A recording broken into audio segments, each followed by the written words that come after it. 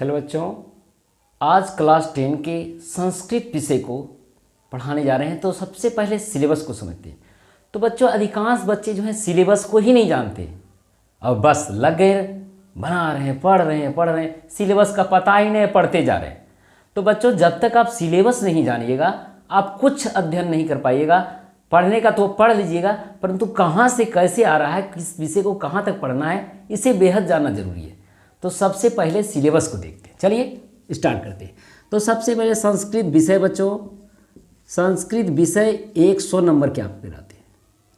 और बच्चों, जो बिहार बोर्ड में है, ये 3 विषय पर अगर आपने कमांड बना लिया ना तो आप फर्स्ट डिवीजन तो यूं ही निकाल दिए। जैसे गणित, फिर हिंदी और संस्कृत, ये 3 विषय बच्चों आपके स्कोरिंग सब्जेक्ट है। बहुत ज़बरदस्त नंबर आते हैं अगर आप मेहनत इस पर थोड़ा कर दिए। कम समय में ज़्यादा नंबर अगर लाना चाहते हैं तो ये विषय आपको बेहद, गणित तो ऐसे है थोड़ा टाइट, फिर भी हिंदी और संस्कृत में आपको बहुत कम समय में ज़्यादा नंबर ला सकते हैं। तो सबसे पहले संस्कृत की बात कर रहे हैं, पहले संस्कृत को समझते हैं। संस्कृत बच्चों 2 पार्ट में। सबसे पहला आपका व्याकरण, पहले हिंदी किताब से आते हैं बच्चों, पहले किताब देखते हैं। संस्कृत किताब से आपको 50 अंक आएंगे। कितने अंक? 50 अंक।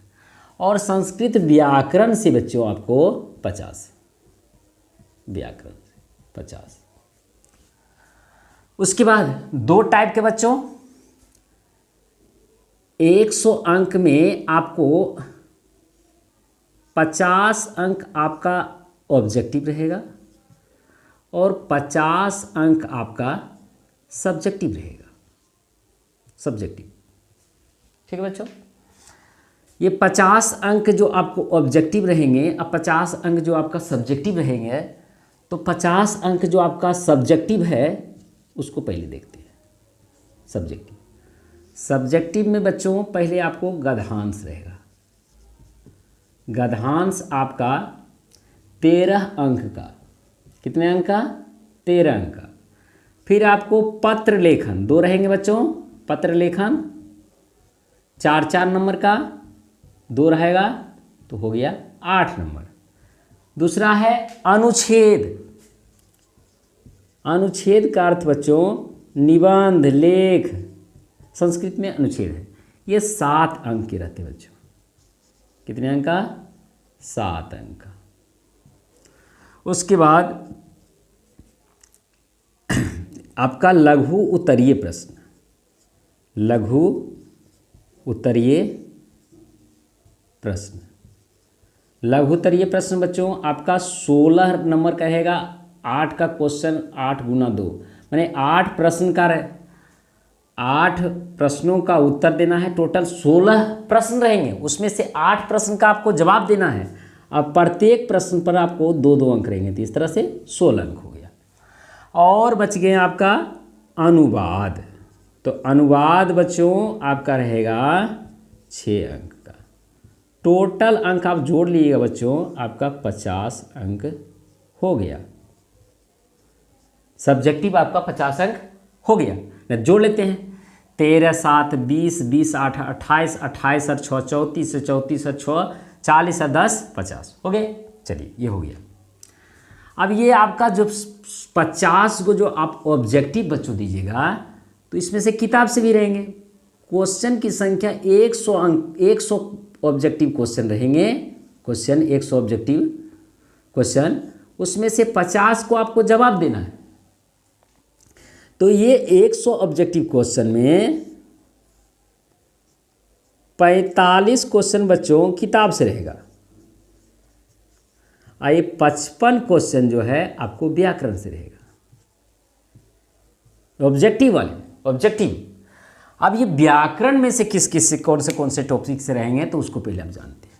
चलिए इसको मिटा देते हैं। चलिए पहले हम व्याकरण को देखते हैं। व्याकरण संस्कृत व्याकरण। तो संस्कृत व्याकरण में बच्चों सबसे पहले आप पुरुष, वचन और लिंग, ये हो गया। उसके बाद शब्द रूप, क्या बच्चों, शब्द रूप। उसके बाद आप पढ़ लीजिएगा, शब्द रूप हो गया। उसके बाद लकार, उसी में लकार, धातु रूप इसी में आ गया लकार। उसके बाद आपको प्रत्यय, प्रत्यय। उसके बाद आपको उपसर्ग,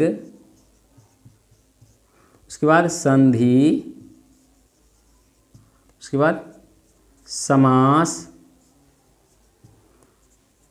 कारक, कारक हो गया बच्चों, संधि समास कारक। शब्द रूप हो ही गया। मुख्य रूप से इतने आप अगर इतने पढ़ लिए तो समझिए आपका काम निकल गया। इतना ही आपको अगर अध्ययन कर लिए तो मुख्य और 50 अंक जो आपके रहेंगे किताब, 14 अध्याय हैं संस्कृत के क्लास 10 में, संस्कृत विषय में, जिसमें से मंगलम से स्टार्ट होगा बच्चों और शास्त्र कारा तक, कारा तक आपका चलेगा। तो 14 अध्याय 14 दिन और सभी जितने लगे, माने आपको मिला जुला के 45 से 50 दिन के अंतर्गत आपका ये आप पढ़ सकते हैं। और नंबर कितने, 16 ला सकते हैं। बताइए कि 2 महीने कोई किताब आप साल साल भर पढ़ रहे हैं, विज्ञान लगे हुए हैं, एकदम पूरा जोर लगा रखे हैं, और आपको नंबर कितना आ रहा है, बस 80 अंक। और जबकि आप कम ही समय में, कितने ज़बरदस्त विषय है कि आप कम ही समय में आप ला रहे हैं 100 नंबर। तो किस पर ज़्यादा ध्यान देना चाहिए बच्चों, संस्कृत विषय को अभी से आप लग जाइए और जोर से लग जाइए, एकदम जी तोड़ से, और आपको कम से कम भी नंबर, आपको 90 नंबर आ गया तो समझिए मैट्रिक में आप फर्स्ट डिवीजन तभी कर पाइएगा जब आपको 3 विषय स्ट्रॉन्ग रहेंगे, संस्कृत, हिंदी और मैथ।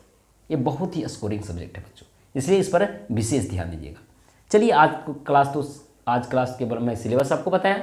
नेक्स्ट वीडियो में आपको फिर मैं एक एक अध्याय का आपको रिवीजन कराऊंगा और पढ़ा दूंगा एक एक अध्याय करके। पहले मैं आपको व्याकरण से ही स्टार्ट करूँगा, क्योंकि व्याकरण ही बच्चों को टफ लगता है। किताब तो आप पढ़ लीजिएगा, परंतु व्याकरण मैं धीरे धीरे आपको सभी बता दूंगा। तो आज का क्लास यहीं तक, जय हिंद।